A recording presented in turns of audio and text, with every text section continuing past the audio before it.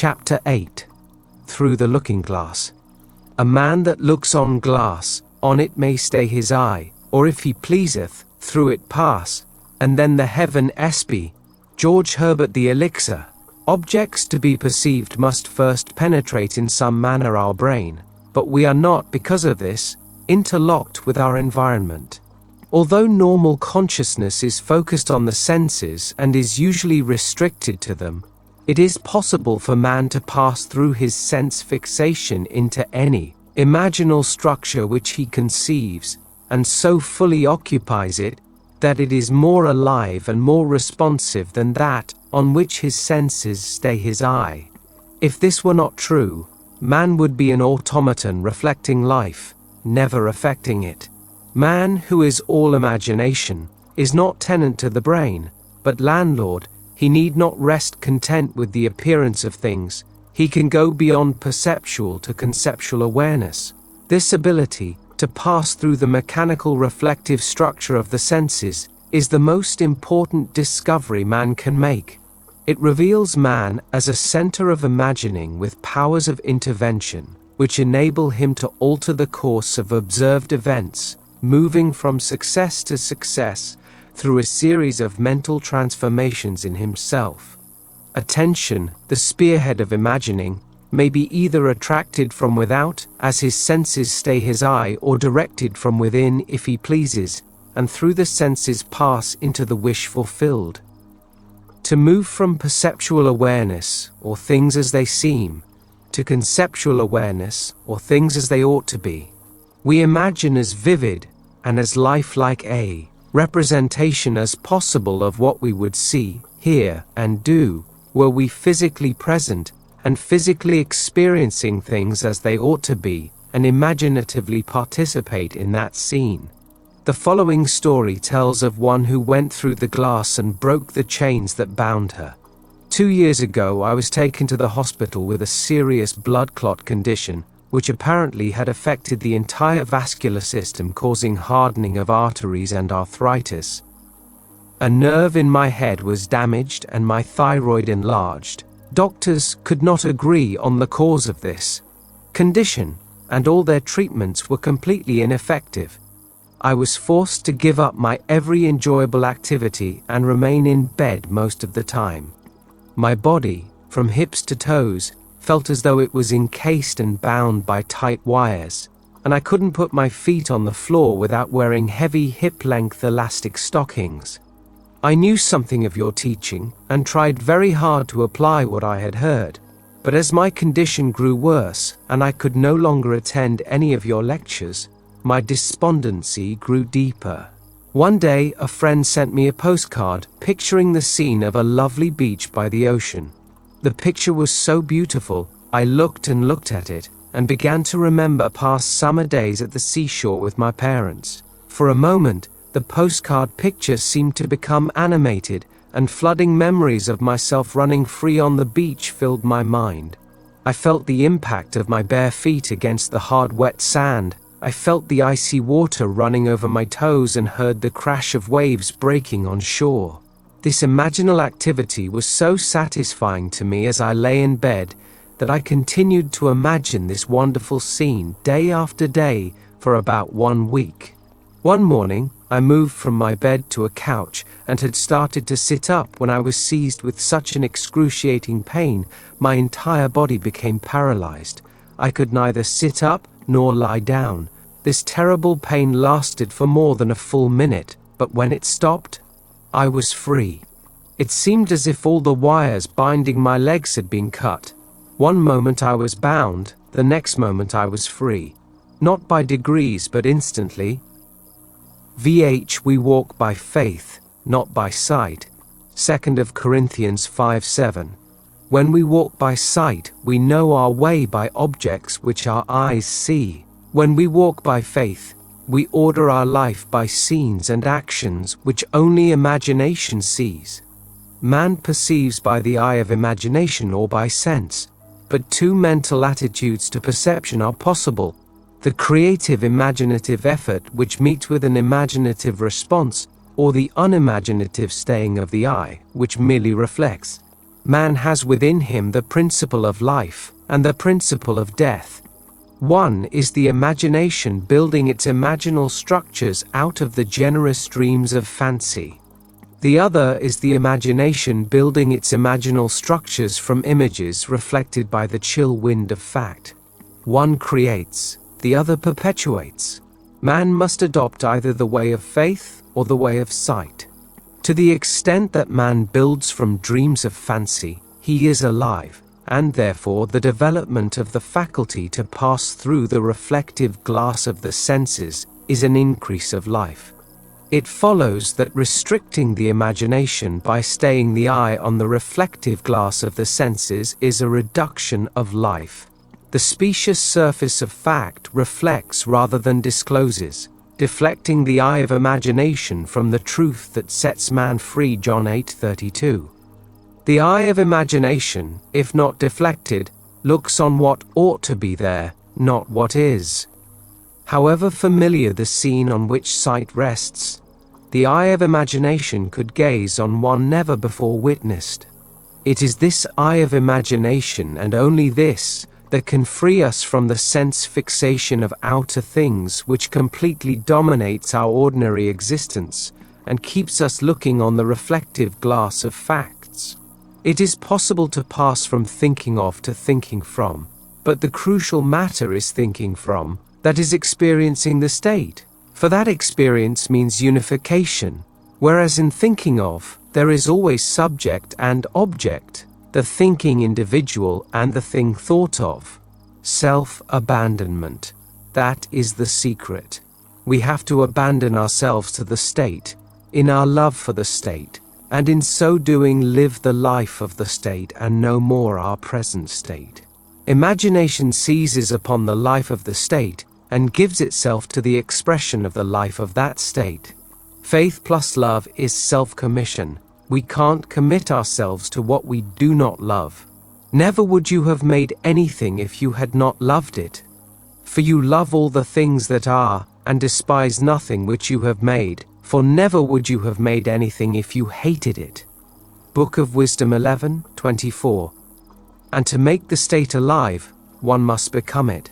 I live, yet not I, God lives in me, and the life I now live in the flesh, I live by the faith of God, who loved me and gave himself for me. I am crucified with Christ. Nevertheless I live. Yet not I, but Christ lives in me. And the life which I now live in the flesh I live by the faith of the Son of God, who loved me and gave himself for me. Galatians 2:20. God loved man, his created, and became man in faith, that this act of self-commission would transform the created into the creative. We must be imitators of God as dear children, Ephesians 5:1, and commit ourselves to what we love, as God who loved us committed himself to us. We must be the state to experience the state. The center of conscious imagining can be shifted, and what are now mere wishes, imaginal activities keyed low, brought into penetrative focus and entered. Entrance commits us to the state. The possibilities of such shifting of the center of imagining are startling. The activities concerned are psychical throughout. The shifting of the center of imagining is not brought about by spatial travel, but by a change in what we are aware of. The boundary of the world of sense is a subjective barrier. So long as the senses take notice, the eye of imagination is deflected from the truth. We do not get far unless we let go. This lady let go with immediate and miraculous results. Thank you for the golden key. It has released my brother from the hospital from pain and probable death, for he was facing a fourth major operation with little hope of recovery. I was very concerned and attempting to use what I had learned about my imagination. I first asked myself what my brother truly desired. Does he want to continue in this body, or does he desire to be free of it? The question revolved itself over and over in my mind, and suddenly I felt that he would like to continue remodeling his kitchen, which he had been contemplating before his confinement in the hospital. I knew my question had been answered, so I began to imagine from that point. Attempting to see my brother in the busy activity of remodeling, I suddenly found myself gripping the back of a kitchen chair I had used many times when something happened.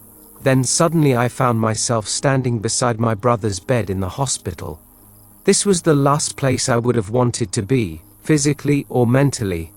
But there I was, and my brother's hand reached up and clasped my hand tightly as I heard him say, "I knew you would come, Joe." It was a well hand I clasped, strong and sure, and the joy that filled and spilled over in my voice as I heard myself say, "It's all better now, you know it." My brother didn't answer, but I distinctly heard a voice say to me, "Remember this moment." I seemed to awake then, back in my own home. This took place the night after he had entered the hospital. The following day, his wife telephoned me saying, "It is unbelievable. The doctor can't account for it, Joe, but no operation is necessary. He's so improved that they have agreed to release him tomorrow." The following Monday, my brother went back to his work and has been perfectly well since that day. J's not facts, but dreams of fancy shape our lives.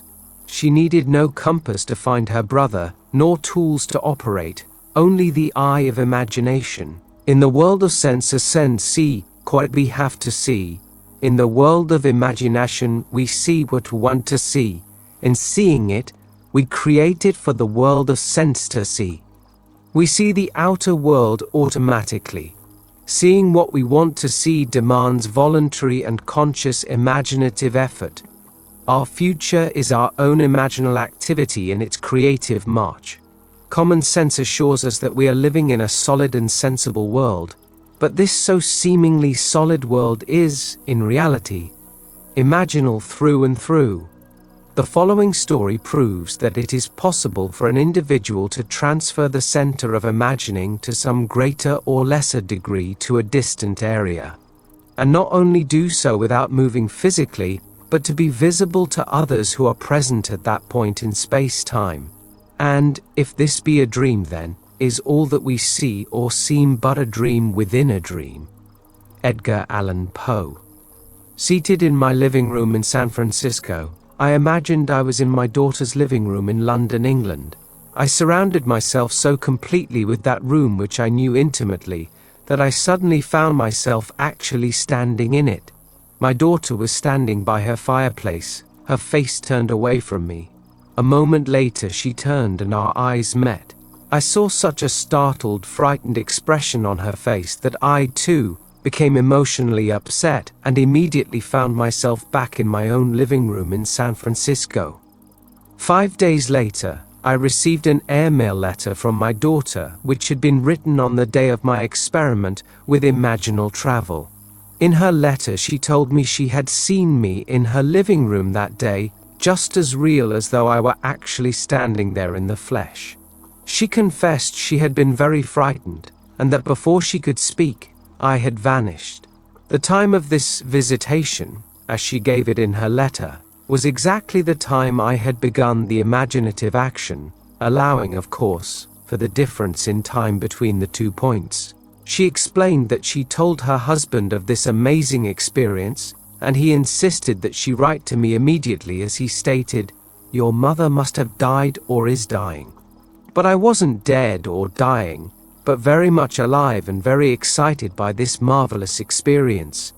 MLJ, nothing can act but where it is, with all my heart, only where is it? Thomas Carlyle.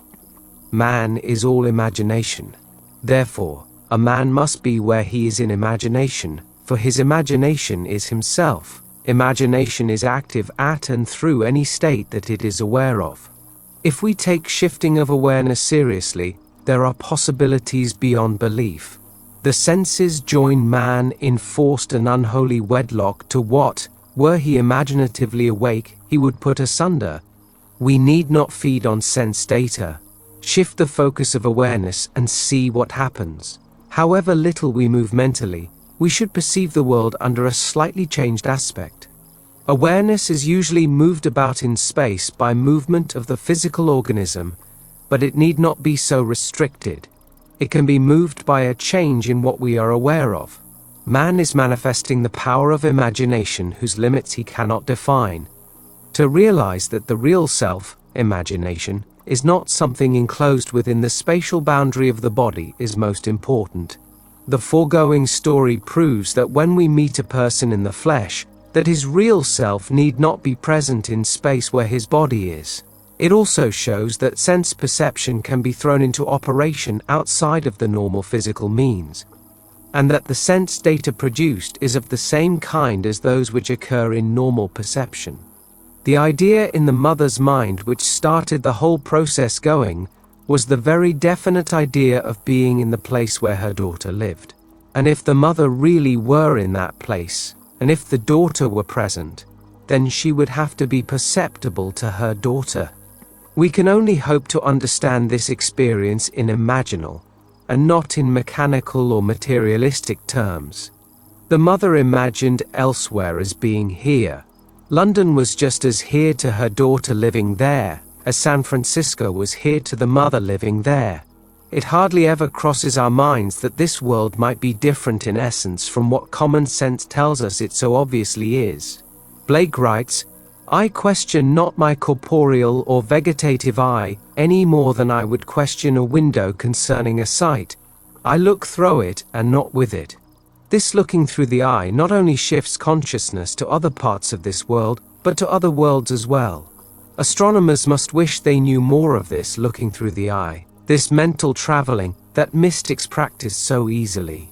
I traveled through a land of men and women too, and heard and saw such dreadful things as cold earth wanderers never knew.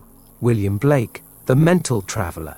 Mental traveling has been practiced by awakened men and women since the earliest days. Paul states, "I know a man in Christ who 14 years ago was caught up to the third heaven. Whether in the body or out of the body I do not know, God knows." 2 Corinthians 12. Paul is telling us that he is that man, and that he traveled by the power of imagination or Christ. In his next letter to the Corinthians he writes, "Test yourselves. Do you not realize that Jesus Christ is in you?" 2 Corinthians 13:5. We need not be dead in order to enjoy spiritual privileges. Man is all imagination and God is man. William Blake, From Annotations to Berkeley. Test yourselves as this mother did. Sir Arthur Eddington said that all we have a right to say of the external world is that it is a shared experience. Things are more or less real, according to the extent to which they are capable of being shared with others or with ourselves at another time. But there is no hard and fast line. Accepting Eddington's definition of reality as shared experience, the above story is as real as the earth or a color, for it was shared by both mother and daughter. The range of imagining is such that I must confess that I do not know what limits, if any, there are to its ability to create reality. All these stories show us one thing, that an imaginal activity implying the wish fulfilled must start in the imagination, apart from the evidence of the senses in that journey that leads to the realization of desire. Chapter 9. Enter into. If the spectator would enter into these images in his imagination, approaching them on the fiery chariot of his contemplative thought, if he could make a friend and companion of one of these images of wonder, which always entreats him to leave mortal things as he must know, then would he arise from his grave, then would he meet the Lord in the air, and then he would be happy. Blake. Imagination, it seems, will do nothing that we wish until we enter into the image of the wish fulfilled. Does not this entering into the image of the wish fulfilled resemble Blake's void outside of existence, which if entered into englobes itself and becomes a womb?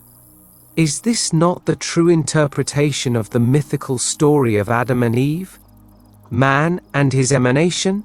Are not man's dreams of fancy his emanation? His Eve in whom he plants himself in all her nerves, just as a husbandman his mold, and she becomes his dwelling place and garden fruitful 70-fold. William Blake, The Mental Traveler. The secret of creation is the secret of imagining. First, desiring, and then assuming the feeling of the wish fulfilled until the dream of fancy. The void outside existence is entered and englobes itself and becomes a womb, a dwelling place and garden fruitful 70-fold. Note well that Blake urges us to enter into these images. This entering into the image makes it englobe itself and become a womb. Man, by entering a state, impregnates it and causes it to create what the union implies. Blake tells us that these images are shadowy to those who dwell not in them, mere possibilities. But to those who enter into them, they seem the only substances. On my way to the West Coast, I stopped in Chicago to spend the day with friends. My host was recovering from a severe illness, and his doctor advised him to move to a one-story house. Acting upon the doctor's advice, he had purchased a one-story house suited to his needs, but he now was confronted with the fact that there seemed to be no buyer for his large 3-story home. When I arrived, he was very discouraged.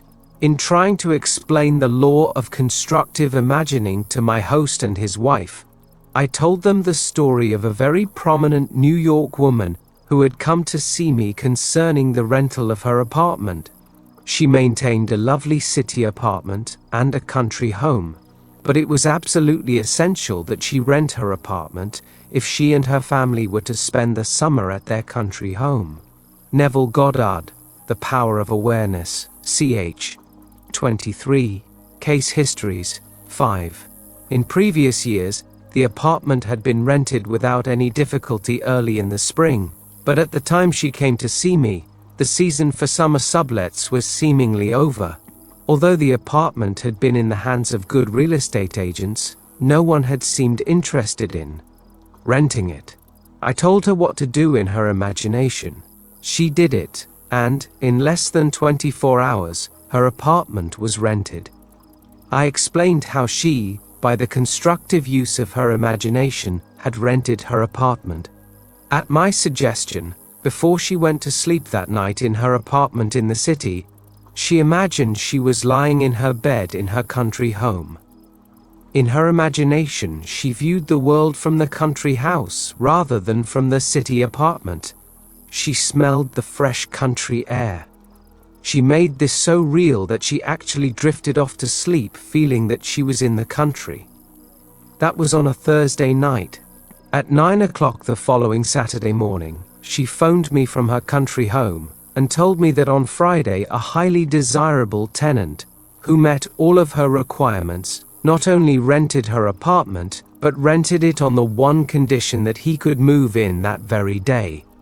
I suggested to my friends that they build an imaginal structure as this woman had done, and that was to sleep, imagining they were physically present in their new home, feeling they had sold their old home. I explained to them the wide difference between thinking of the image of their new house and thinking from the image of their new house. Thinking of it is a confession they are not in it. Thinking from it is proof that they are in it. Entering into the image would give substance to the image.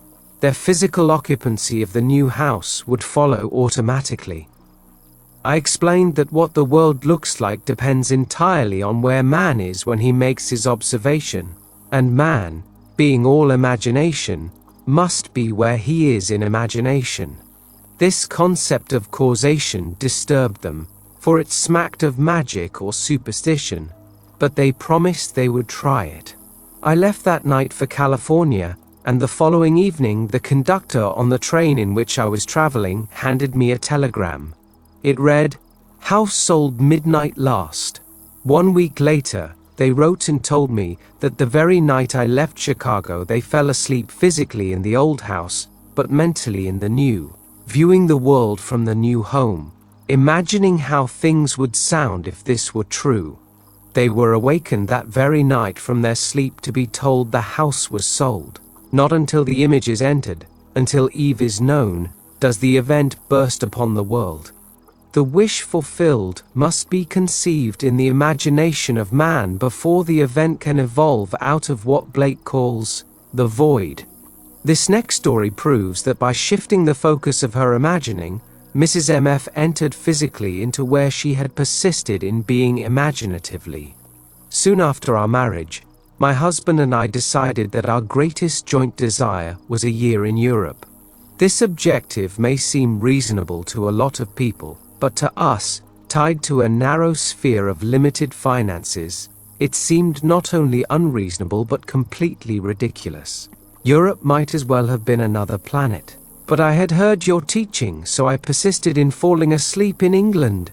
Why England necessarily I cannot tell, except that I had seen a current motion picture featuring the area around Buckingham Palace, and had promptly fallen in love with the scene.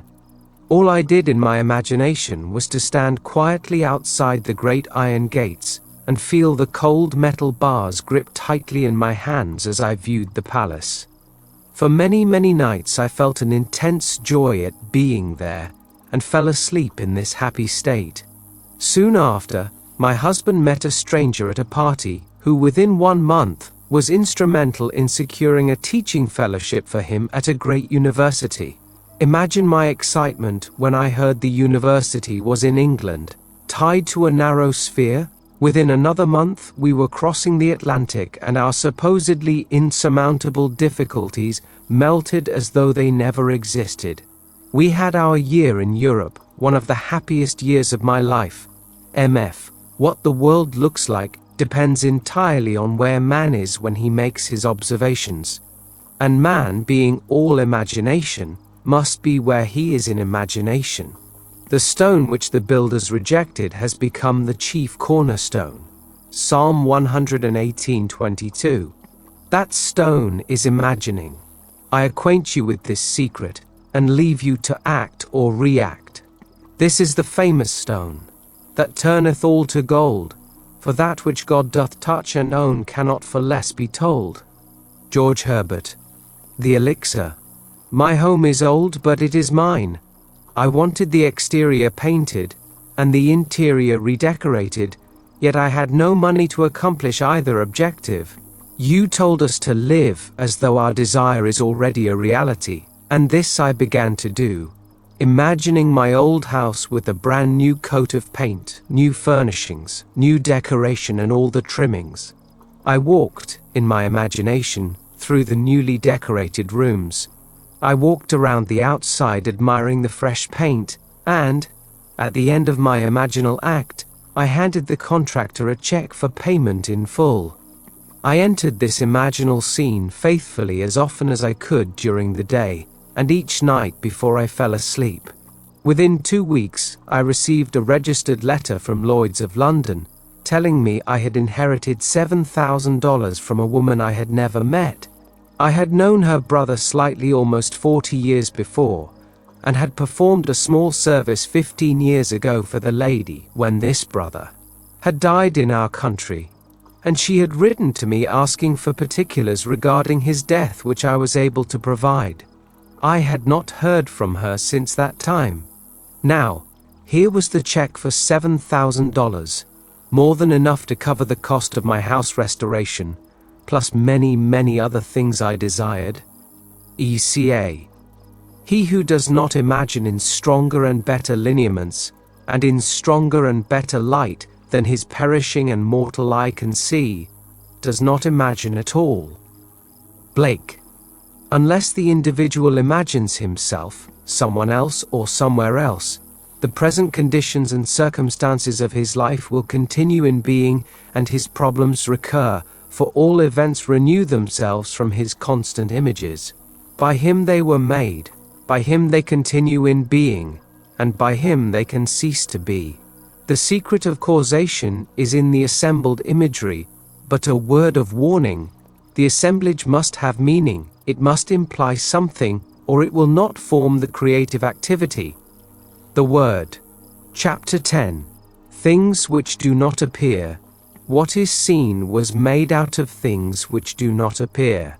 Hebrews 11:3. Human history, with its forms of governments, its revolutions, its wars, and in fact, the rise and fall of nations, could be written in terms of the rise and fall of ideas implanted in the minds of men. Herbert Hoover. The secret of imagining is the greatest of all problems, to the solution of which the mystic aspires. Supreme power, supreme wisdom, supreme delight lie in the far-off solution of this mystery. Douglas Fawcett. To refuse to recognize the creative power of man's invisible imaginal activity is too great to be argued with. Man, through his imaginal activity, literally calls into existence the things that do not exist. Romans 4:17. By man's imaginal activity, all things are made, and without such activity, was not anything made that was made. John 1:3. Such causal activity could be defined as an imaginal assemblage of images, which occurring, some physical event invariably takes place. It is for us to assemble the images of happy outcome, and then keep from interfering. The event must not be forced but allowed to happen. If imagination is the only thing that acts or is in existing beings of men, as Blake believed, then we should never be certain that it was not some woman treading in the winepress who began that subtle change in men's minds. William Butler Yeats. This grandmother is daily treading the winepress for her little granddaughter. She writes, "This is one of those things that make my family and friends say, we just don't understand it. Kim is 2.5 years old now. I took care of her for a month after she was born and did not see her again until a year ago, and then only for 2 weeks. However, during this past year, every day I have taken her on my lap, in my imagination, and cuddled her and talked to her. In these imaginal acts, I go over all the wonderful things about Kim. God is growing through me, God is loving through me, etc. At first, I would get the response of a very young child. When I started, God is growing through me, she would reply, me. Now, as I start, she completes the whole sentence. Another thing that has happened is, as the months have passed, as I take her, in my imagination, on my lap, she has grown constantly larger and heavier. Kim hasn't even seen a picture of me in this past year. At the most, I could only be a name to her. Now, sometime each day, her family tells me she starts talking about me, to no one in particular, just talking. Sometimes it goes on for an hour, or she goes to the phone and pretends to call. In her monologue are such bits as, "My Dee loves me, my Dee always comes to see me every day." Even though I know what I have been doing in my imagination, it has caused me to wonder much. UK. All imaginative men and women are forever casting forth enchantments, and all passive men and women who have no powerful imaginative lives are continually passing under the spell of their power. There is no form in nature which is not produced by and sustained by some imaginal activity. Therefore, any change in the imaginal activity must result in a corresponding change in form. To imagine a substitute image for unwanted or defective content is to create it. If only we persist in our ideal imaginal activity and do not let lesser satisfactions suffice, ours shall be the victory. When I read in Seed Time and Harvest the story of the school teacher who, through her imagination in daily revision, transformed a delinquent pupil into a lovely girl, I decided to do something about a young boy in my husband's school. To tell all the problems involved would take pages, for my husband has never had such a difficult child, nor such a trying parent situation. The lad was too young to be expelled, yet the teachers refused to have him in their classes. To make matters worse, the mother and grandmother literally camped on the school grounds, making trouble for everyone. I wanted to help the boy, but I also wanted to help my husband. So nightly I constructed 2 scenes in my imagination. 1, I saw a perfectly normal happy child. 2, I heard my husband say, "I can't believe it, dear, but do you know R is acting like a normal boy now, and it is heaven not having those 2 women around." After 2 months of persisting in my imaginal play, night after night, my husband came home and said, "It's like heaven around school. Not exactly the same words, but close enough for me. The grandmother had become involved in something that took her out of town, and the mother had to accompany her. At the same time, a new teacher had welcomed the challenge of R, and he was progressing wonderfully well into all I imagined for him.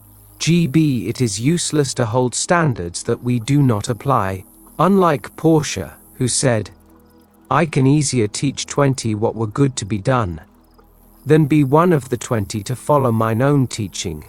William Shakespeare, The Merchant of Venice. GB followed her own teaching. It is fatally easy to make the acceptance of the imaginal faith a substitute for living by it. He has sent me to bind up the broken-hearted, to proclaim liberty to the captives, and the opening of the prison to those who are bound. Isaiah 61:1. Chapter 11. The Potter. Arise, and go down to the potter's house, and there I will let you hear my words. So I went down to the potter's house, and there he was working at his wheel, and the vessel he was making of clay was spoiled in the potter's hand, and he reworked it into another vessel, as it seemed good to the potter to do. Jeremiah 18:2-4. The word translated potter means imagination. Out of material others would have thrown away as useless, an awakened imagination refashions it as it ought to be. O Lord, thou art our Father, we are the clay, and thou art our potter, we are all the work of thy hand. Isaiah 64:8. This conception of creation as a work of imagination, and the Lord our Father as our imagination, will take us further into the mystery of creation than any other guide. The only reason people do not believe in this identity of God and human imagination is that they are unwilling to assume the responsibility for their frightful misuse of imagination. Divine imagination has descended to the level of human imagination, that human imagination may ascend to divine imagination. The 8th Psalm says that man was made a little lower than God, not a little lower than the angels, as the King James Version mistakenly translates it. Angels are the emotional dispositions of man, and are therefore his servant and not his superior, as the author of Hebrews tells us. Hebrews 1:14. Imagination is the real man and is one with God. Imagination creates, conserves, and transforms. Imagination is radically creative when all imaginative activity based on memory disappears. Imagination is conservative when its imaginal activity is fed with images supplied mainly by memory. Imagination is transformative when it varies a theme already in being, when it mentally alters a fact of life, when it leaves the fact out of the remembered experience, or puts something in its place if it upsets the harmony it desires. Through the use of her imagination, this talented young artist has made her dream a reality. Ever since I entered into the art field, I have enjoyed doing sketches and paintings for children's rooms. However, I have been discouraged by advisors and friends who were far more experienced in the field than I. They liked my work, admired my talent, but said I would not get recognition nor pay for this type of work. Somehow, I always felt I would, but how? Then, last fall I heard your lectures and read your books, and I decided to let my imagination create the reality I desired. This is what I did daily.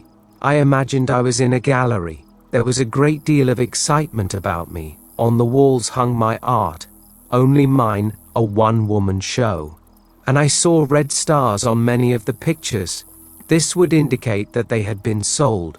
This is what happened. Just before Christmas, I did a mobile for a friend who showed it in turn to a friend of hers who owns an art import shop in Pasadena. He expressed a desire to meet me, so I took a few samples of my work along. When he looked at the very first painting, he said he would like to give me a one-woman show in the spring. The night of the opening, April 17th, an interior decorator came and liked and commissioned me to do a collage for a little boys' room which will appear in the September issue of Good Housekeeping for the 1961 House of the Year. Later, during the showing, another decorator came and admired my work so much, he asked if he might arrange for me to meet the right interior decorators and the right owners of galleries who would buy and display my work properly. Incidentally, the show was a financial success for the owner of the gallery, as well as for me. The interesting thing about this is that seemingly these three men came to me out of the blue. Certainly I made no effort during the time of my imagining to contact anyone, but now I am getting recognition and have a market for my work. And now I know without a shadow of doubt that there is no no when you seriously apply this principle that imagining creates reality. GL. She tested the potter and proved his creativity in performance. Only the indolent mind would fail to rise to this challenge. Paul states, "The Spirit of God dwells in you." 1 Corinthians 3:16, Romans 8:9, 8:11, James 4:5. Now, examine yourselves to see whether you are holding to your faith. Test yourselves. Do you not realize that Jesus Christ is in you? Unless indeed you fail to meet the test, I hope you will find out that we have not failed. 2 Corinthians 13:5, 6. If all things were made through him, and without him was not anything made that was made, John 1:3, it should not be difficult for man to test himself to find out who this creator in himself is. The test will prove to man that his imagination is the one who gives life to the dead and calls into existence the things that do not exist. Romans 4:17. The potter's presence in us is inferred from what he does there. We cannot see him there as one, not ourselves. The nature of the potter, Jesus Christ, is to create, and there is no creation without him. Every recorded story in this book is just such a test as Paul asked the Corinthians to make. God really and truly exists in man, in every human being. God wholly becomes us. He is not our virtue but our real selves, our imagination. The following illustrations from the mineral world may help us to see how supreme imagining and human imagining could be one and the same power, and yet be vastly different in their creativity. Diamond is the world's hardest mineral. Graphite, used in lead pencils, is one of the softest. Yet both minerals are pure carbon. The vast difference in the properties of the two forms of carbon is believed to be caused by a different arrangement of the carbon atoms. But whether the difference is produced by a different arrangement of the carbon atoms or not, all agree that diamond and graphite are one substance, pure carbon. The purpose of life is the creative realization of desire. Man, lacking desire, could not exist efficiently in a world of continuous problems requiring continuing solutions. A desire is an awareness of something we lack or need to make life more enjoyable. Desires always have some personal gain in view. The greater the anticipated gain, the more intense the desire. There is no really unselfish desire. Even when our desire is for another, we are still seeking to gratify desire.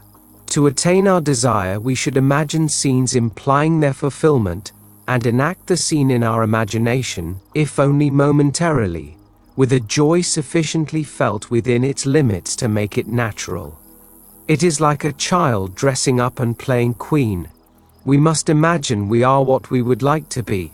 We must play it in imagination first, not as a spectator, as an actor. This lady imaginatively played queen by being where she wanted to be in her imagination. She was the true actor in this theater. My desire was to attend a matinee performance of a famous pantomimist currently playing in one of the largest theaters of our city.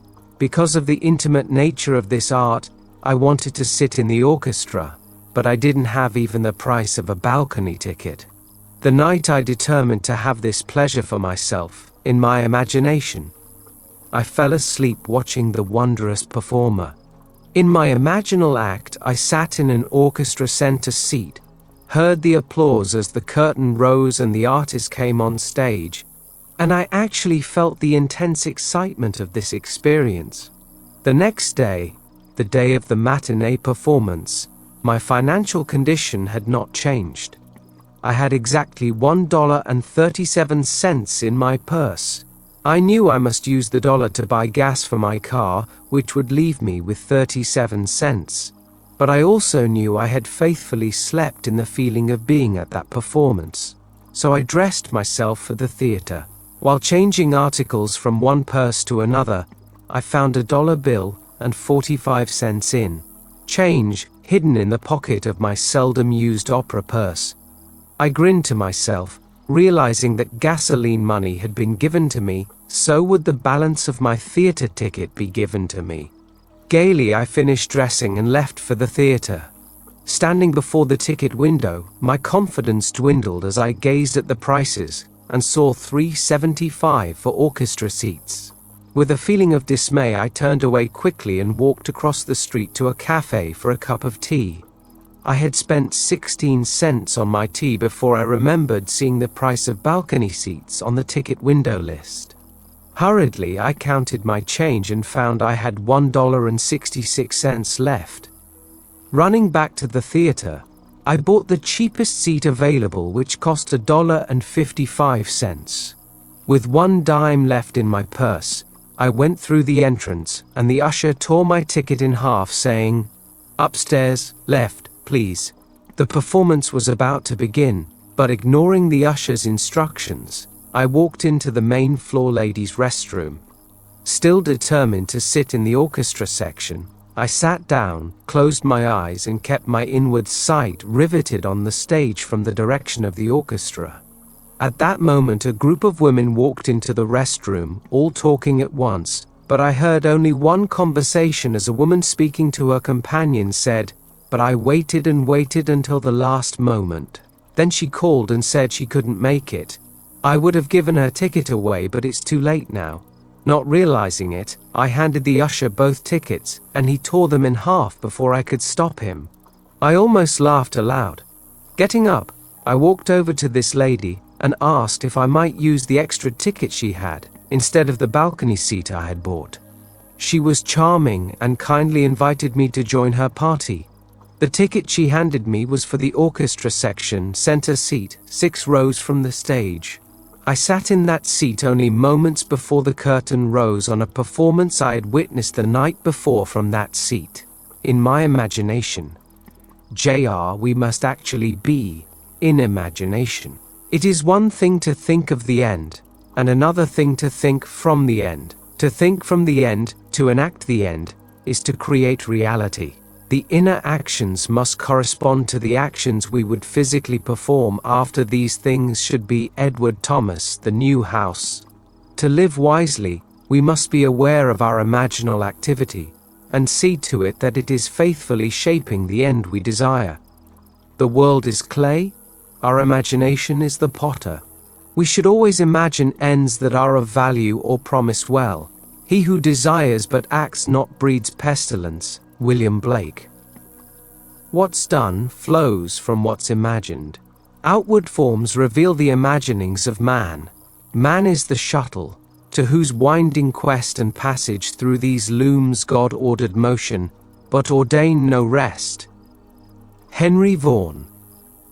I run a small business, solely owned, and a few years ago it seemed that my venture would end in failure.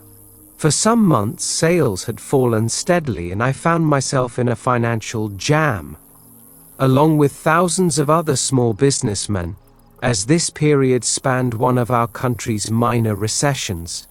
I was badly in debt and needed at least $3,000 almost immediately.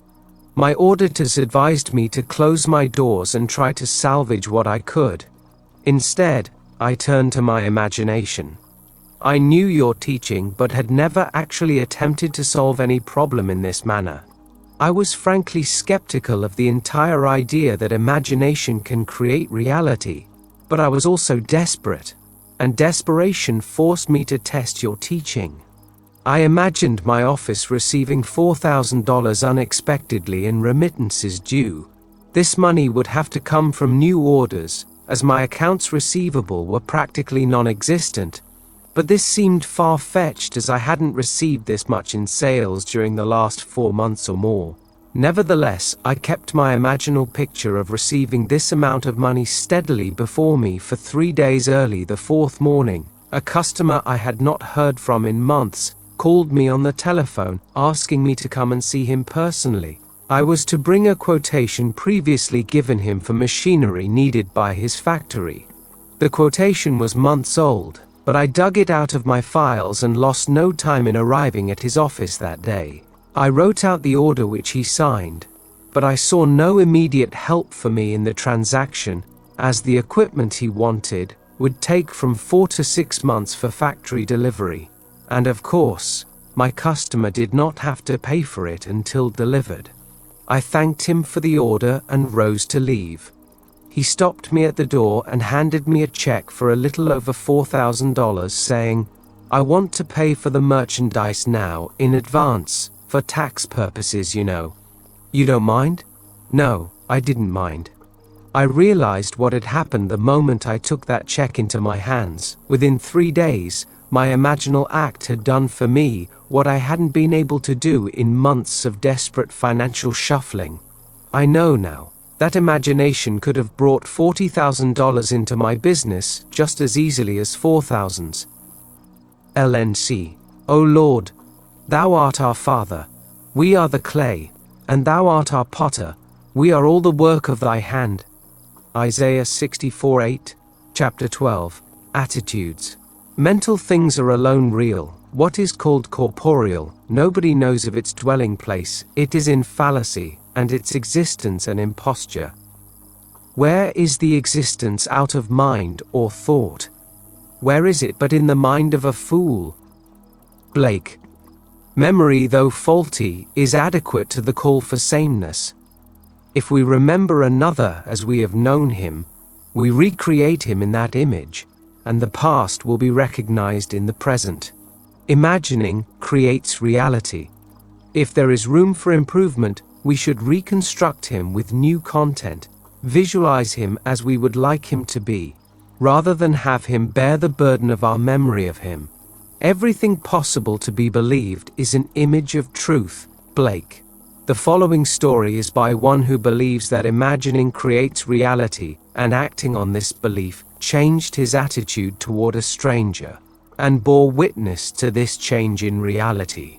More than 20 years ago, when I was a green farm boy newly arrived in Boston to attend school, a panhandler asked me for money for a meal. Although the money I had was pitifully insufficient for my own needs, I gave him what was in my pocket. A few hours later, the same man, by this time staggering drunk, stopped me again and asked for money. I was so outraged to think the money I could so ill afford had been put to such use. I made myself a solemn pledge that I would never again listen to the plea of a street beggar. Through the years I kept my pledge, but every time I refused anyone, my conscience needled me.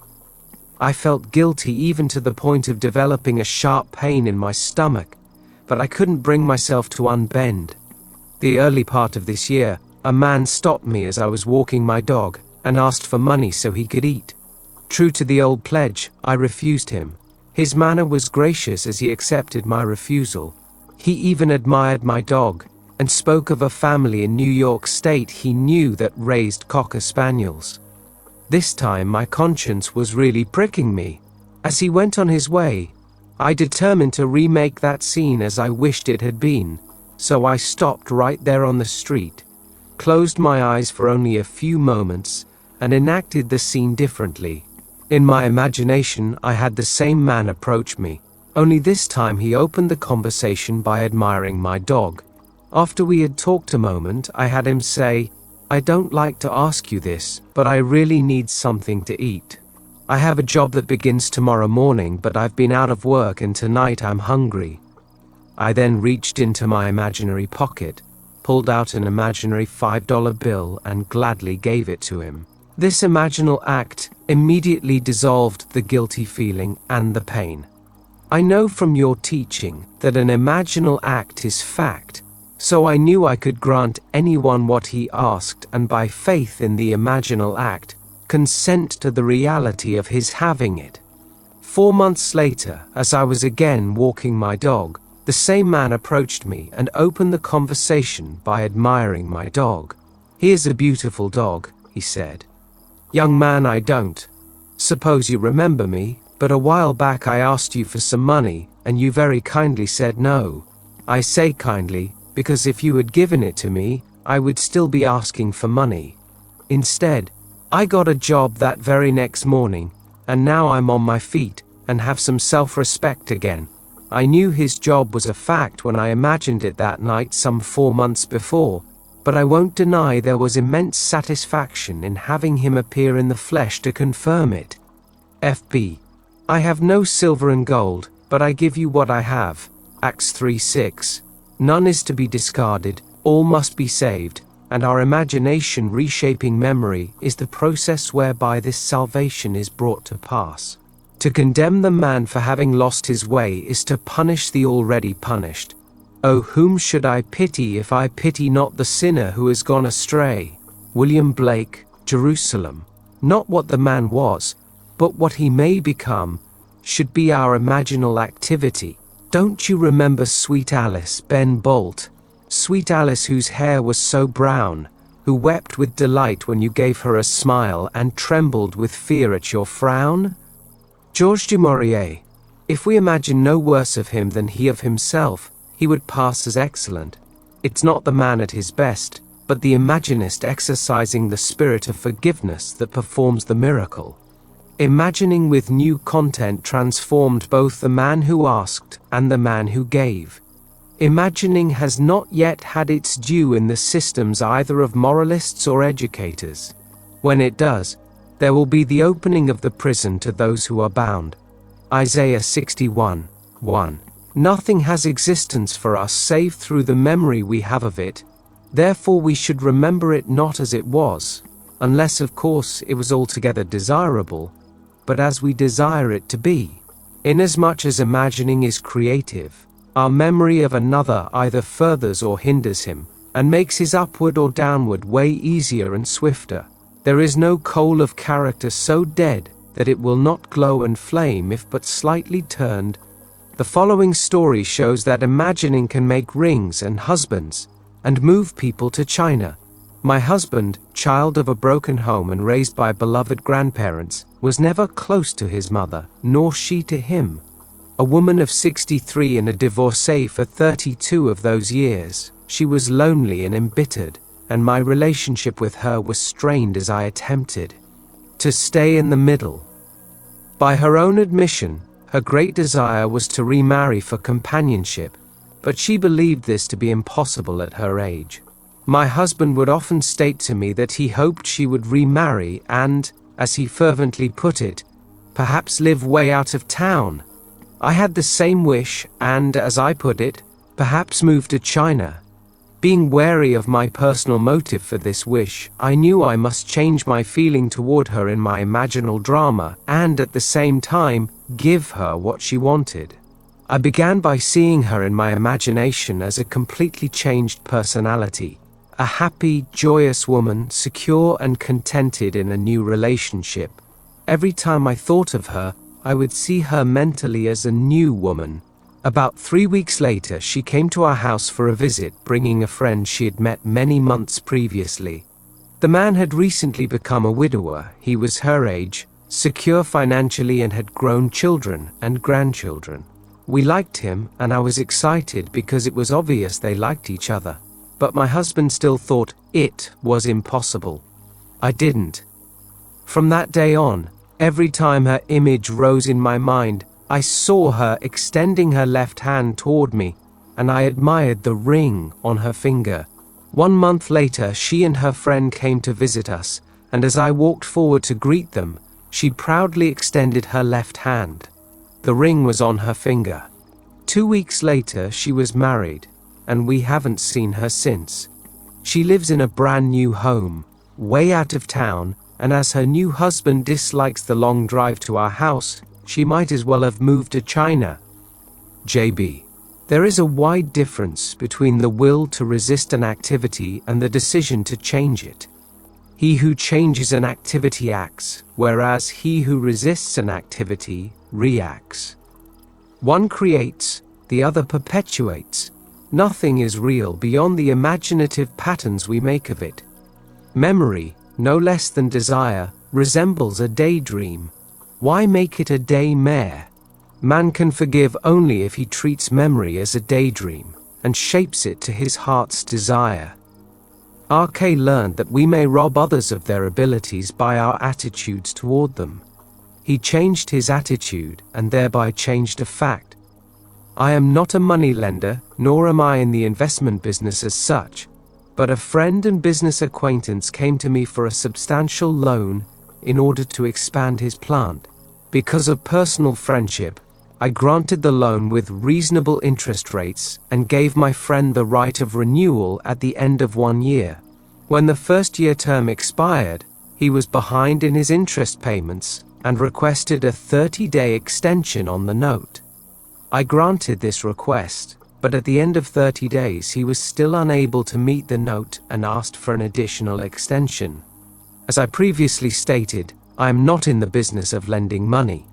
Within 20 days I needed full payment of the loan to meet debts of my own, but I consented again to extend the note, although my own credit was now in serious jeopardy. The natural thing to do was to apply legal pressure to collect, and a few years ago I would have done just that. Instead, I remembered your warning not to rob others of their ability, and I realized that I had been robbing my friend of his ability to pay what he owed. For 3 nights I constructed a scene in my imagination in which I heard my friend tell me that unexpected orders had flooded his desk so rapidly he was now able to pay the loan in full. The 4th day, I received a telephone call from him. He told me that by what he called a miracle, he had received so many orders, and big ones too, he was now able to pay back my loan including all interest due, and in fact, had just mailed a check to me for the entire amount. R.K. There is nothing more fundamental to the secret of imagining than the distinction between imagining and the state imagined.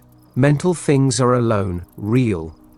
Everything possible to be believed is an image of truth. William Blake. Chapter 13. All Trivia.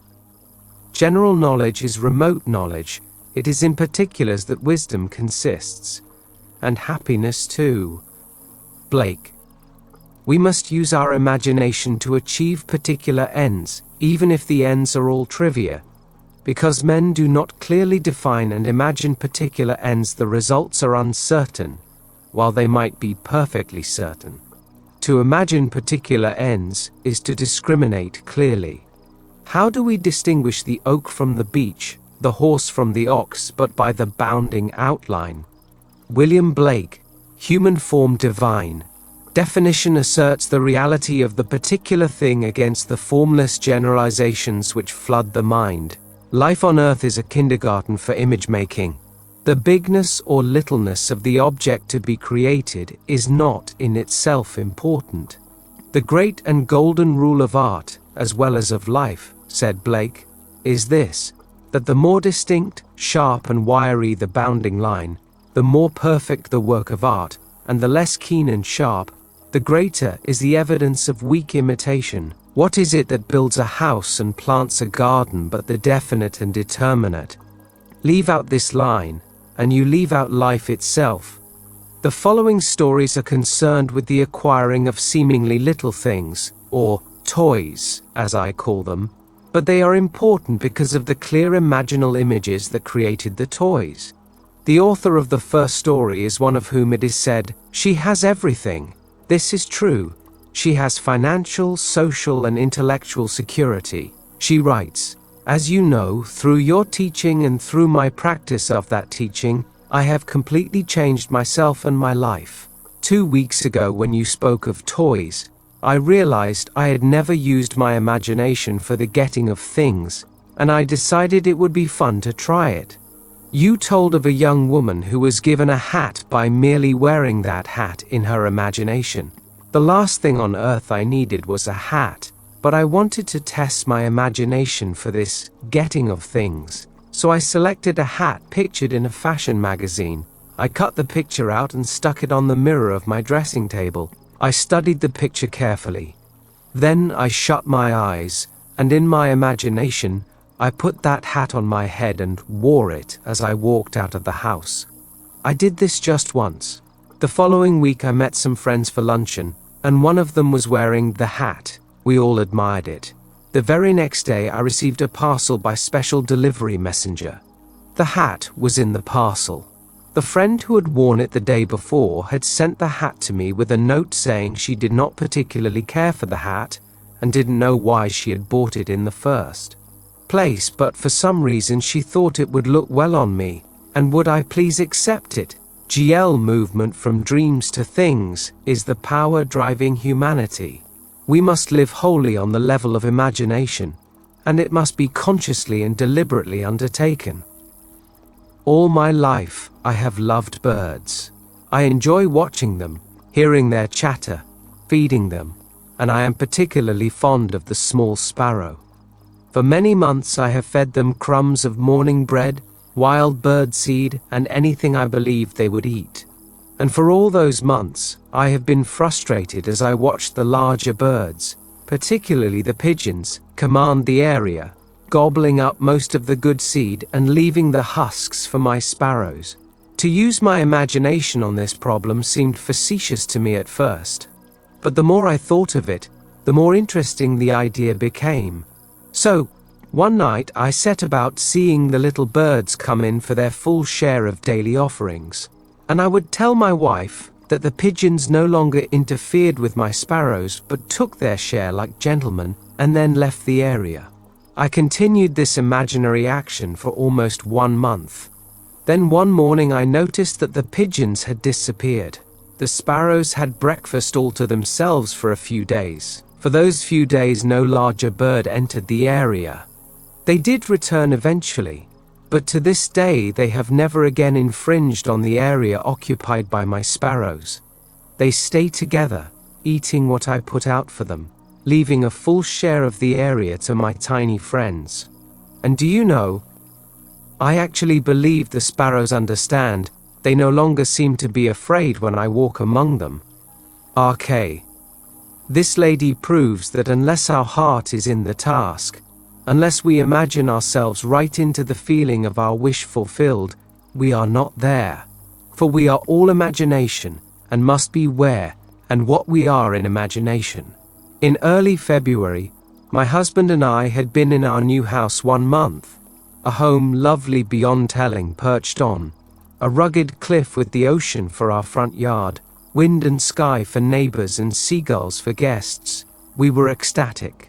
If you have experienced the joy and woe of building your own home, you know how completely filled with happiness you are and how completely empty your purse is. 100 lovely things clamored to be bought for that house, but the one thing we wanted most of all was the most useless: a picture. Not just any picture, but a wild, wonderful scene of the sea, dominated by a great white clipper ship. This picture had been in our thoughts all the months of building, and we left one living room wall free of paneling to hold it. My husband mounted decorative red and green ship lanterns on the wall to frame our picture, but the picture itself would have to wait. Draperies, carpeting, all the practical items must come first. Perhaps so, but that didn't stop either one of us from seeing that picture in our imagination on that wall. One day while shopping, I strolled into a small art gallery, and as I walked through the door I stopped so suddenly a gentleman walking behind me crashed into an easel. I apologized and pointed to a painting hanging at head height across the room. "That's what did it. I've never seen anything so wonderful." He introduced himself as the owner of the gallery and said, "Yes, an original by the greatest English painter of clipper ships the world has known." He went on to tell me about the artist, but I wasn't listening. I could not take my eyes from that wonderful ship, and suddenly I experienced a very strange thing. It was only a moment in time, but the art gallery faded and I saw that picture on my wall. I'm afraid the owner thought me a little giddy, and I was. But I finally managed to return my attention to his voice when he mentioned an astronomical price.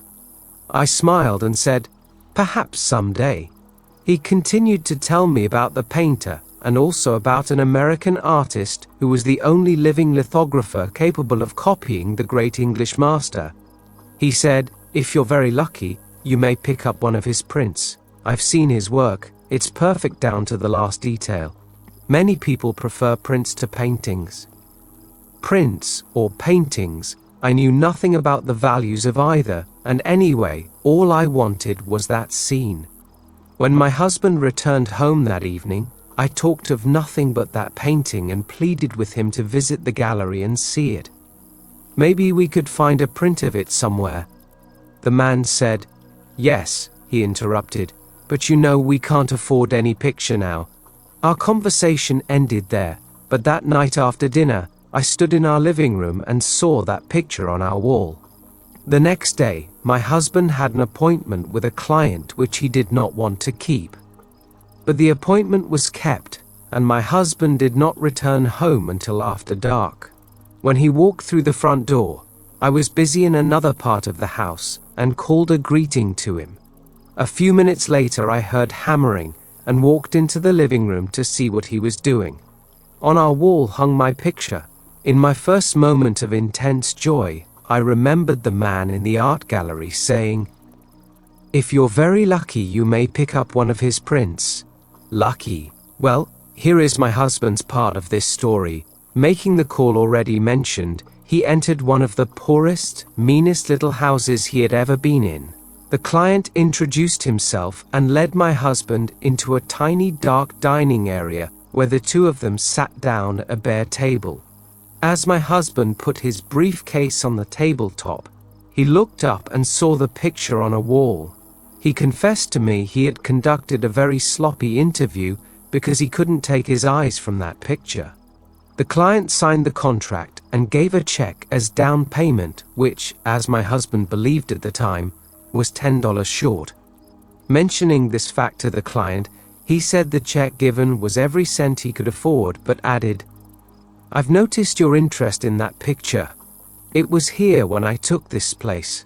I don't know to whom it belonged, but I don't want it. If you'll put the $10 in for me, I'll give you the picture." When my husband returned to his company's main office, he learned he had been in error about the amount. He was not charged $10. "Our picture is on our wall, and it costs us nothing." AA of RL, who writes the following letter, "It must be said, in faith, lady, you have a merry heart." William Shakespeare, Much Ado About Nothing. One day during a bus strike, I needed to go into the downtown area and had to walk 10 blocks from my home to the nearest bus in operation. Before starting home, I recalled there was no food market on this new route, and I wouldn't be able to shop for dinner. I had enough to manage a potluck meal, but I would need bread. After shopping all day, the 10 blocks back from the bus line was all I could manage, and to go still farther to shop for bread was out of the question. I stood very still for a moment and allowed a vision of bread to dance in my head. Then I started for home. When I boarded the bus, I was so tired I grabbed the first available seat and almost sat on a paper bag. Now, on a crowded bus, tired passengers rarely look directly at one another, so being naturally curious, I peeked into the bag. Of course it was a loaf of bread. Not just any bread, but the very same brand of bread I always buy. RL Trifles. All trifles. But they produce their trivia without price. Imagining accomplish these things without the means generally reputed necessary to do so. Man rates wealth in a way that bears no relation to real values. Come, buy wine and milk without money and without price. Isaiah 55:1. Chapter 14. The Creative Moment. The natural man does not receive the gifts of the Spirit of God, for they are folly to him, and he is not able to understand them because they are spiritually discerned. 1 Corinthians 2:14. There is a moment in each day that Satan cannot find, nor can his watch fiends find it, but the industrious find this moment and it multiply, and when it once is found it renovates every moment of the day if rightly placed. Blake. Whenever we imagine things as they ought to be, rather than as they seem to be, is the moment. For in that moment, the spiritual man's work is done, and all the great events of time start forth to mold a world in harmony with that moment's altered pattern. Satan, Blake writes, is a reactor. He never acts, he only reacts. And if our attitude to the happenings of the day is reactionary, are we not playing Satan's part? Man is only reacting in his natural or Satan's state. He never acts or creates, he only reacts or recreates. One real creative moment, one real feeling of the wish fulfilled, is worth more than the whole natural life of reaction. In such a moment, God's work is done. Once more we may say with Blake, God only acts and is in existing beings or men. The Marriage of Heaven and Hell, 1793. There is an imaginal past and an imaginal future. If by reacting the past is recreated into the present, so, by acting out our dreams of fancy can the future be brought into the present. I feel now the future in the instant. William Shakespeare, Macbeth. The spiritual man acts, for him, anything that he wants to do, he can do and do at once, in his imagination, and his motto is always, the moment is now. Behold, now is the acceptable time. Behold, now is the day of salvation. 2 Corinthians 6:2. Nothing stands between man and the fulfillment of his dream but facts. And facts are the creations of imagining. If man changes his imagining, he will change the facts. This story tells of a young woman who found the moment, and, by acting out her dream of fancy, brought the future into the instant, not realizing what she had done until the final scene.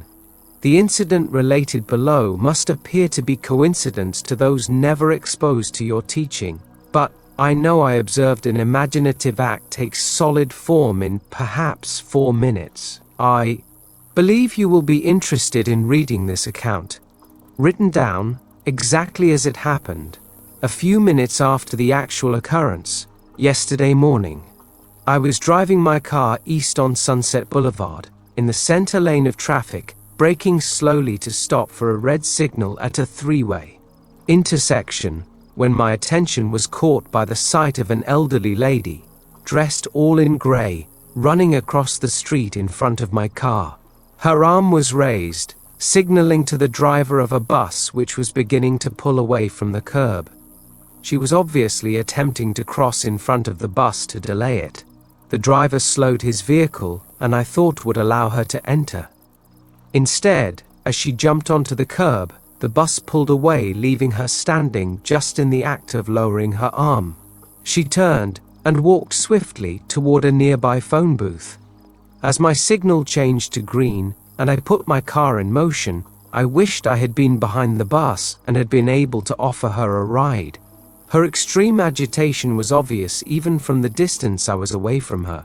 My wish instantly fulfilled itself in a mental drama, and as I drove away, the fancy played itself out in the following scene. I opened the car door and a lady dressed in grey stepped in, smilingly relieved and thanking me profusely. She was out of breath from running and said, "I only have a few blocks to go. I'm meeting friends," and I was so afraid they would leave without me when I missed my bus. I left my imaginary lady out a few blocks farther on, and she was delighted to observe her friends still waiting for her. She thanked me again and walked away. The entire mental scene was spanned in the time it takes to drive 1 block at a normal rate of speed. The fancy satisfied my feelings regarding the real incident and I immediately forgot it. 4 blocks farther, I was still in the center lane and again had to stop for a red signal. My attention at this time was turned inward on something I have now forgotten, when suddenly someone tapped on the closed window of my car and I looked up to see a lovely appearing elderly lady with grey hair, dressed all in grey. Smiling, she asked if she might ride a few blocks with me, as she had missed her bus. She was out of breath, as though from running, and I was so stunned by her sudden appearance in the middle of a busy street at my window, that for a moment I could only react physically, and without answering, leaned over and opened my car door. She got in and said, "It's so annoying to rush so and then miss a bus. I wouldn't have imposed on you like this, but I'm supposed to meet some friends a few blocks down the street, and if I had to walk now, I would miss them." 6 blocks farther on, she exclaimed, "Oh good, they're still waiting for me." I let her out and she thanked me again and walked away. I'm afraid I drove to my own destination by automatic reflex, for I had fully recognized that I had just observed a waking dream take form in physical action. I recognized what was happening while it was happening. As soon as I could, I wrote down each part of the incident and found a startling consistency between the waking dream and the subsequent reality. Both women were elderly, gracious in manner, dressed all in grey, and out of breath from hurrying to catch a bus and missing it. Both wished to meet friends who for some reason could not wait for them much longer, and both left my car within the space of a few blocks after successfully completing their contact with their friends.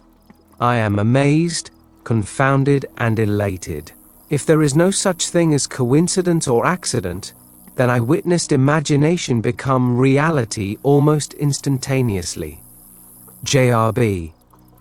There is a moment in each day that Satan cannot find, nor can his watch fiends find it, but the industrious find this moment and it multiply, and when it once is found, it renovates every moment of the day if rightly placed.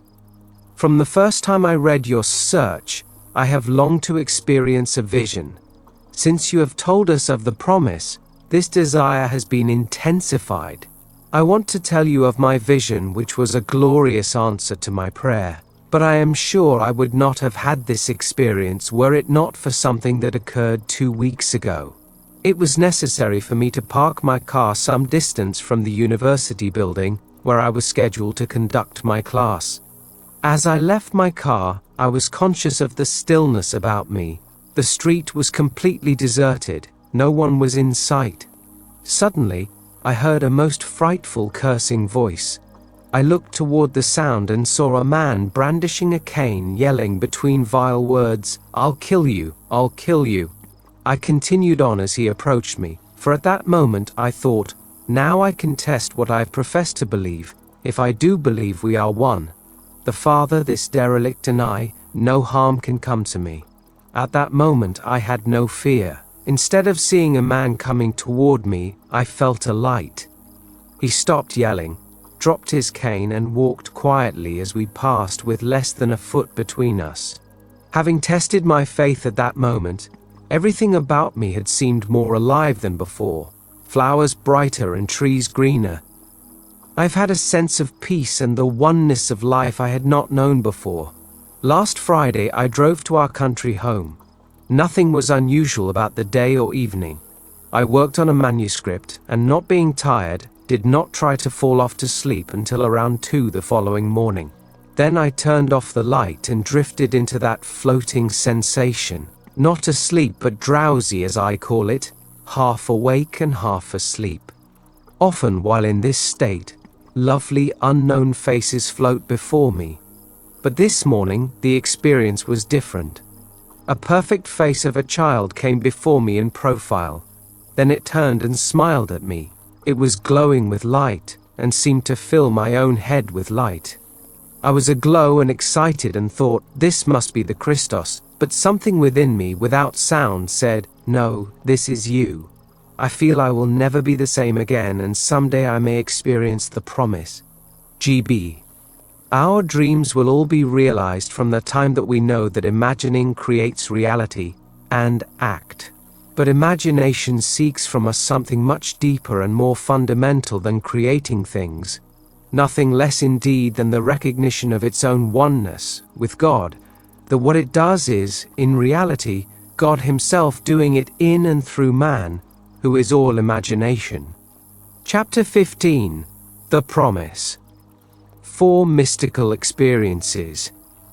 In all I have related thus far, with the exception of GB's vision of the child, imagination was consciously exercised. Men and women created stage plays in their imagination, plays implying the fulfillment of their desires. Then, by imagining themselves participating in these dramas, they created that which their imaginal acts implied. This is the wise use of God's law. But no man is justified before God by the law. Galatians 3:11. Many people are interested in imaginism as a way of life, but are not at all interested in its framework of faith, a faith leading to the fulfillment of God's promise. I will raise up your son after you, who shall come forth from your body. I will be his father, and he shall be my son. 2 Samuel 7:12-14. The promise that God will bring forth from our body a son who will be born, not of blood, nor of the will of the flesh, nor of the will of man, but of God. John 1:13 does not concern them. They want to know God's law, not His promise.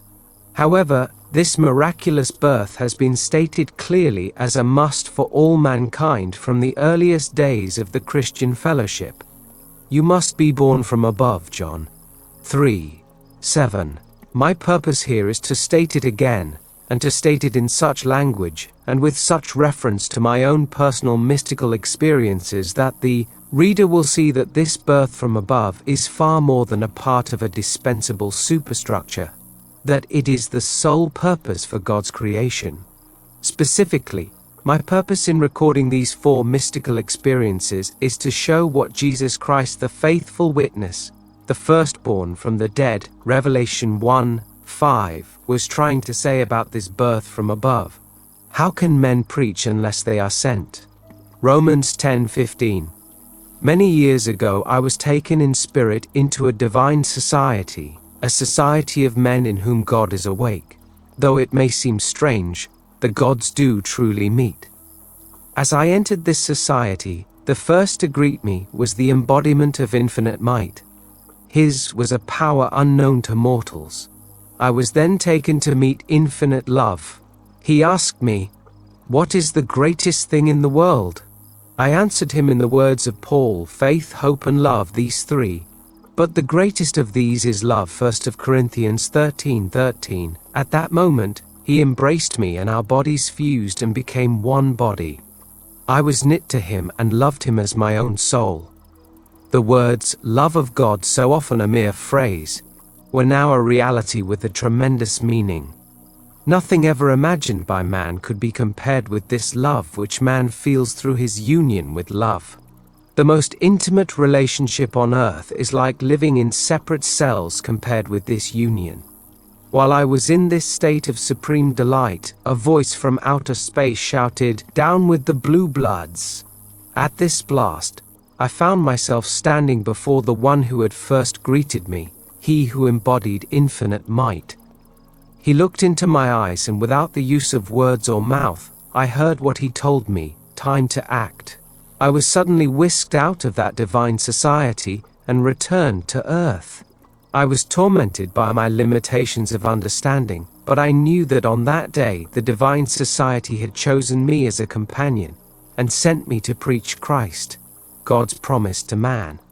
My mystical experiences have brought me to accept, literally, the saying that all the world's a stage, and to believe that God plays all the parts. The purpose of the play? To transform man, the created, into God, the creator. God loved man, his created, and became man in faith that this act of self-commission would transform man, the created, into God, the creator.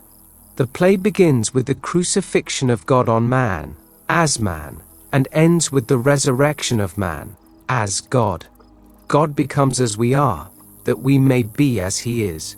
God becomes man that man may become, first, a living being, and secondly, a life-giving spirit. I have been crucified with Christ. It is no longer I who live, but Christ who lives in me, and the life I now live in the flesh I live by faith in the Son of God, who loved me and gave himself for me. Galatians 2:20. God took upon himself the form of man and became obedient unto death, even death on the cross of man, and is crucified on Golgotha, the skull of man. God himself enters death's door, the human skull, and lies down in the grave of man to make man a living being. God's mercy turned death into sleep. Then began the prodigious and unthinkable metamorphosis of man, the transformation of man into God. No man, unaided by the crucifixion of God, could cross the threshold that admits to conscious life, but now we have union with God in his crucified self. He lives in us as our wonderful human imagination. Man is all imagination, and God is man, and exists in us, and we in him. The eternal body of man is the imagination, that is, God himself, Blake. When he rises in us, we will be like him, and he will be like us. Then all impossibilities will dissolve in us at that touch of exaltation, which his rising in us will impart to our nature. Here is the secret of the world. God died to give man life and to set man free. For however clearly God is aware of his creation, it does not follow that man, imaginatively created, is aware of God. To work this miracle, God had to die, then rise again as man, and none has ever expressed it so clearly as William Blake. Blake says, or rather has Jesus say, "Unless I die, thou canst not live, but if I die I shall arise again and thou with me." Wouldest thou love one who never died for thee, or ever die for one who had not died for thee? And if God dieth not for man and giveth not himself eternally for man, man could not exist. So God dies, that is to say, God has freely given himself for man. Deliberately, he has become man and has forgotten that he is God, in the hope that man thus created will eventually rise as God. God has so completely offered his own self for man, that he cries out on the cross of man, my God, why hast thou forsaken me?" Matthew 27:46, Psalm 21:1. He has completely forgotten that he is God. But after God rises in one man, that man will say to his brothers, "Why stand we here, trembling around, calling on God for help, and not ourselves, in whom God dwells?" Blake. This first man that has been raised from the dead is known as Jesus Christ, the first fruits of those who have fallen asleep, the firstborn of the dead. For man God died, now, by a man, has come also the resurrection of the dead. Jesus Christ resurrects his dead father by becoming his father. In Adam, the universal man, God sleeps.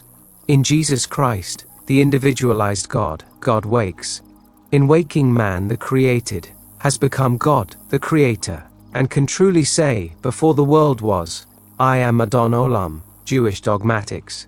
Just as God in his love for man so completely identified himself with man that he forgot that he was God, so man in his love for God must so completely identify himself with God that he lives the life of God, that is, imaginatively.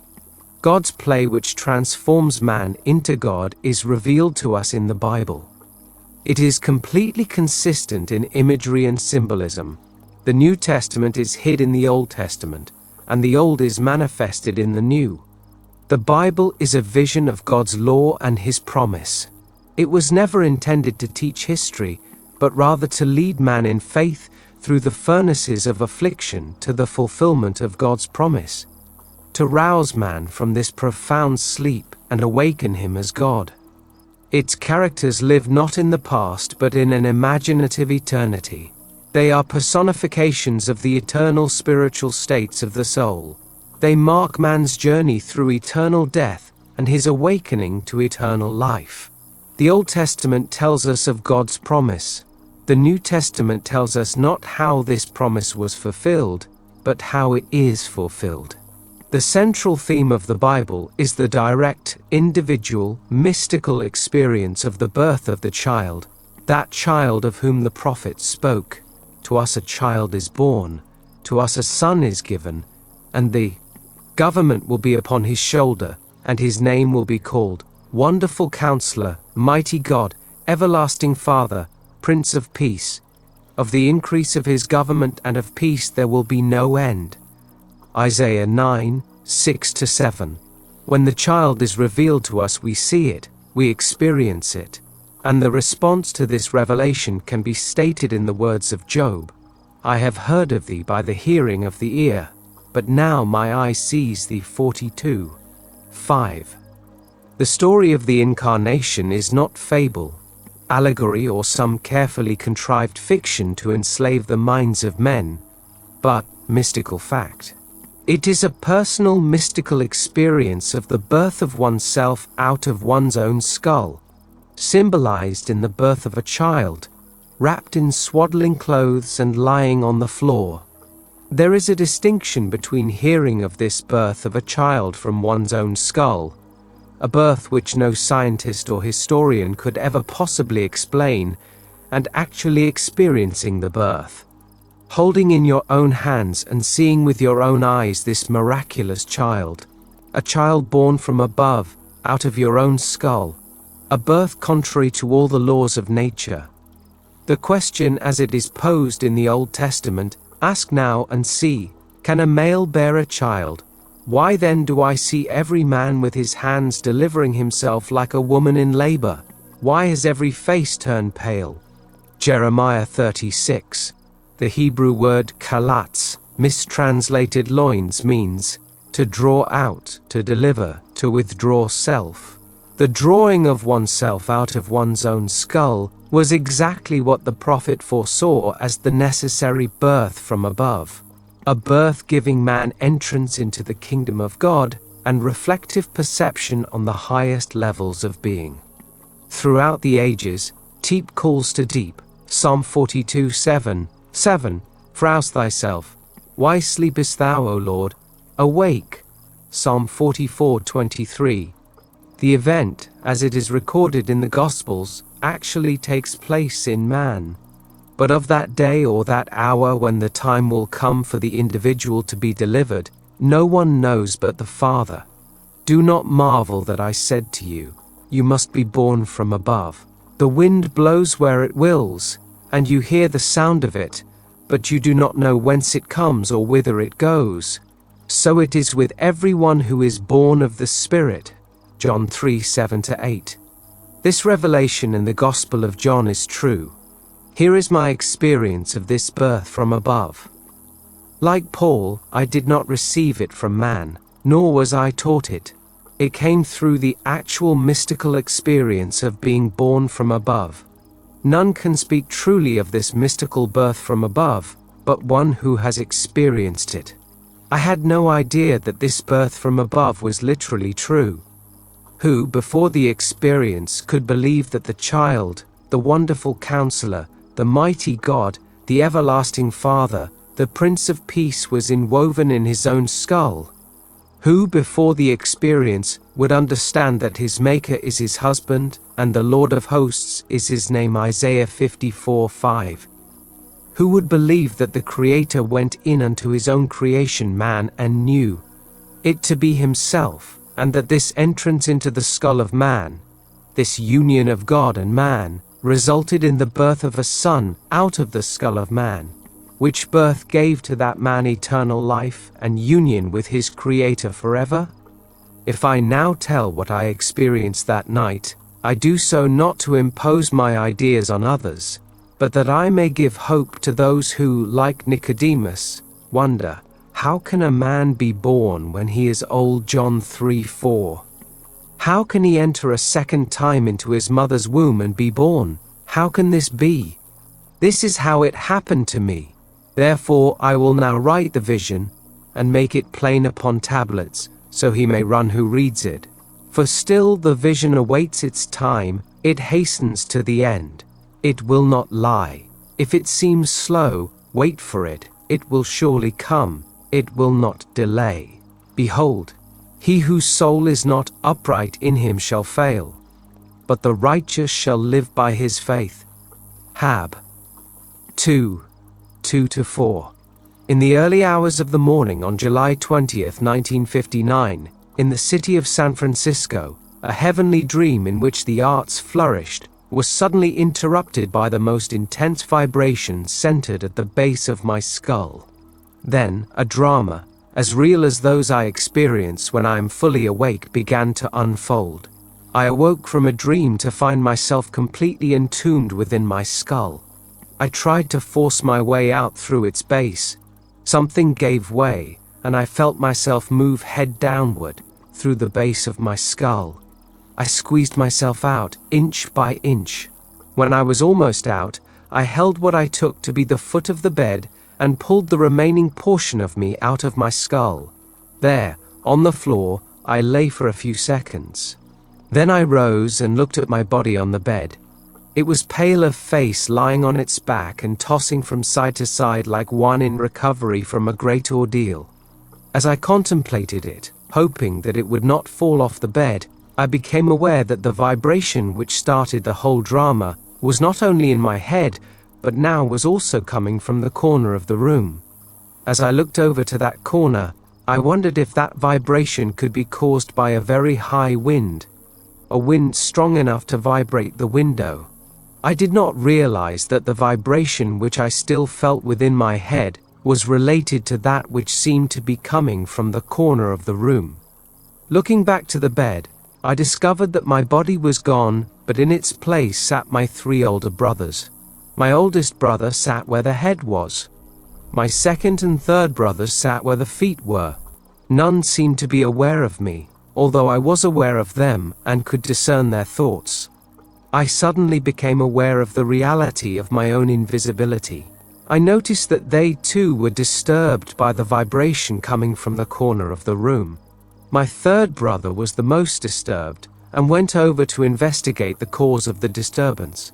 His attention was attracted by something on the floor, and looking down he announced, "It's Neville's baby."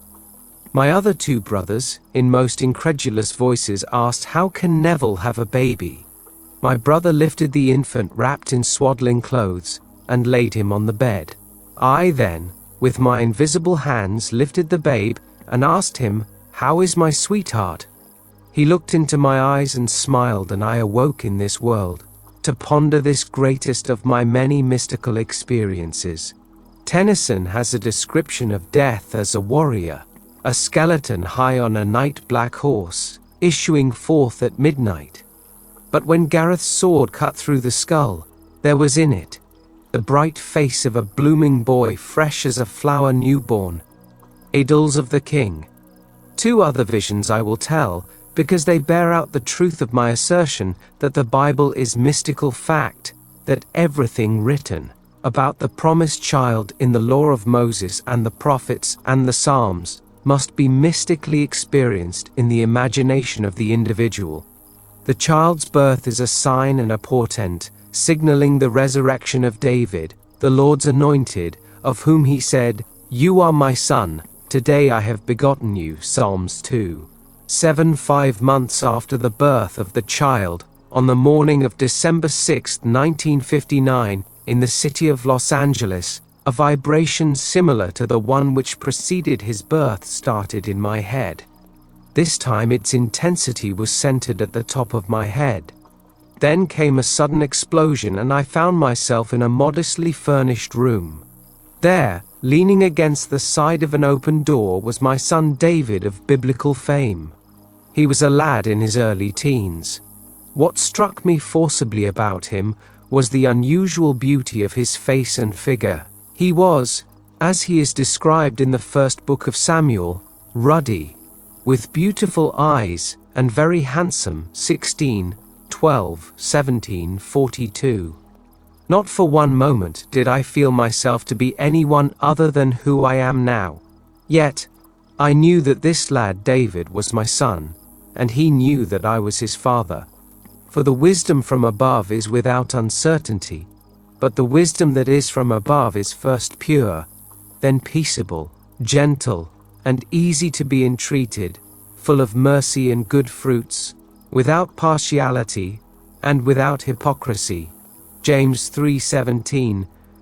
As I sat there contemplating the beauty of my Son, the vision faded, and I awoke. I and the children whom the Lord has given me are signs and portents in Israel, from the Lord of hosts, who dwells on Mount Zion, is 8:18. God gave me David as my very own son. I will raise up your son after you, who shall come forth from your body. I will be his father, and he shall be my son. 2 Samuel 7:12-14. God is known in no other way than through the Son. No one knows who the Son is, except the Father, or who the Father is, except the Son, and any one to whom the Son chooses to reveal him. Luke 10:22. The experience of being David's father is the end of man's pilgrimage on earth. The purpose of life is to find the father of David, the Lord's anointed, the Christ. Abner, whose son is this youth? And Abner said, As your soul lives, O king, I cannot tell. And the king said, Inquire whose son the stripling is. And as David returned from the slaughter of the Philistine, Abner took him, and brought him before Saul with the head of the Philistine in his hand. And Saul said to him, Whose son are you, young man? And David answered, I am the son of your servant Jesse the Bethlehemite. 1 Samuel 17:55-58. Jesse is any form of the verb to be. In other words, I am the son of who I am. I am self-begotten. I am the Son of God, the Father. I and my Father are 1 John 10:30. I am the image of the invisible God. He who has seen me has seen the Father. John 14:9. Whose son is not about David, but about David's father, whom the king had promised 1 Samuel 17:25 to make free in Israel. Note, in all these passages, 1 Samuel 17:55, 56, 58, the king's inquiry is not about David, but about David's father. I have found David my servant. He shall cry to me, Thou art my father, my God, and the rock of my salvation. And I will make him the firstborn, the highest of the kings of the earth. Psalm 89:20, 26-27. The individual who is born from above will find David and know him to be his very own son. Then he will ask the Pharisees, who are always with us, What do you think of the Christ? Whose son is he? And when they say to him, The son of David, he will say to them, How is it then that David in the Spirit calls him Lord? If David thus calls him Lord, how is he his son? Matt 22:41-45. Man's misconception of the role of the Son, which is only a sign and a portent, has made the Son an idol. Little children, keep yourselves from idols. 1 John 5:21. God awakes, and that man in whom he awakes becomes his own father's father. He who was David's son, Jesus Christ, the son of David. Matt 1 has become David's father. No longer will I cry to our father David, thy child. Acts 4:25. I have found David. Psalm 89:20. Acts 13:22. He has cried to me, Thou art my father. Psalm 89:26. Now I know myself to be one of the Elohim, the God who became man, that man may become God. Great indeed, we confess, is the mystery of our religion. 1 Timothy 3:16. If the Bible were history, it would not be a mystery. Wait for the promise of the Father. Acts 1:4, that is, for David, God's son, who will reveal you as the Father. This promise, says Jesus, you heard from me. Luke 24:44, and to its fulfillment at that moment in time when it pleases God to give you his Son as your offspring, which is Christ. Galatians 3:16. A figure of speech is used for the purpose of calling attention to, emphasizing and intensifying the reality of the literal sense. The truth is literal. the words used are figurative. The curtain of the temple was torn in two, from top to bottom, and the earth shook and the rocks were split. Matt 27:51. On the morning of April 8, 1960, 4 months after it was revealed to me that I am David's father, a bolt of lightning out of my skull split me in two from the top of my skull to the base of my spine. I was cleft as though I were a tree that had been struck by lightning. Then I felt and saw myself as a golden liquid light moving up my spine in a serpentine motion. As I entered my skull, it vibrated like an earthquake. Every word of God proves true. He is a shield to those who take refuge in him. Do not add to his words lest he rebuke you, and you be found a liar. Proverbs 35:6. And as Moses lifted up the serpent in the wilderness, so must the Son of Man be lifted up. John 3:14. These mystical experiences will help to rescue the Bible from the externals of history, persons and events, and to restore it to its real significance in the life of man. Scripture must be fulfilled in us. God's promise will be fulfilled. You will have these experiences, and you shall be my witnesses in Jerusalem, and in all Judea and Samaria, and to the end of the earth. Acts 1:8. The widening circle, Jerusalem, Judea, Samaria, the end of the earth, is God's plan. The promise is still maturing to its time, its appointed time. But how long, vast and severe the trials here you find David your son, who will reveal you as God the Father, were long to tell, but it hastens to the end. It will not fail. So wait, for there will be no postponement. Is anything too wonderful for the Lord? At the appointed time I will return to you in the spring, and Sarah shall have a son. Genesis 18:14. The end.